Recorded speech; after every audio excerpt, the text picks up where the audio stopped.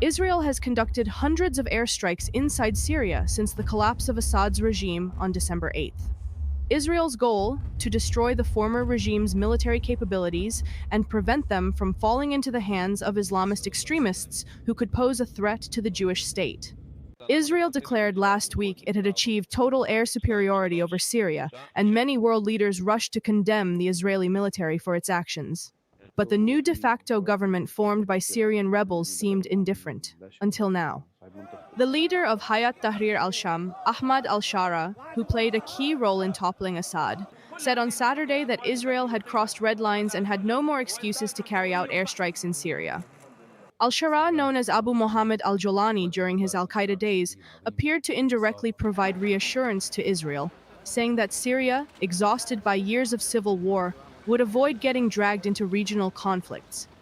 Meanwhile, the Israel Defense Forces continue operations on the ground on the Syrian side of the Golan Heights. The rebel leader said he preferred a diplomatic solution to what he called ill-considered military adventures. But the IDF chief reassured on his part that Israel does not seek war itself. We are here to defend along the border in the Golan Heights. There was a country here that was an enemy state. Its army collapsed, and there is a threat that terrorist elements could reach here. We moved forward so that these extremist terrorist elements will not establish themselves right next to the border. We are not intervening in what is happening in Syria. We have no intention of managing Syria. In Syria, most civilians expressed hostility toward Israel.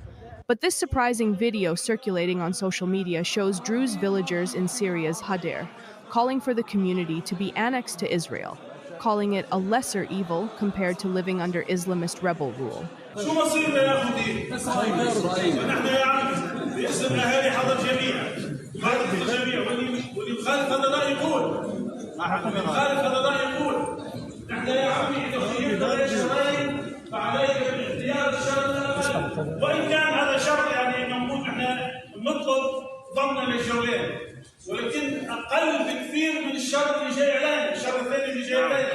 But for now, all signs indicate that a military conflict between Israel and the new rebel government in Syria is unlikely.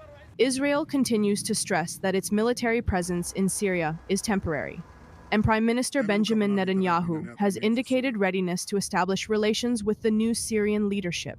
But he warned that Israel will not hesitate to act if its security is threatened.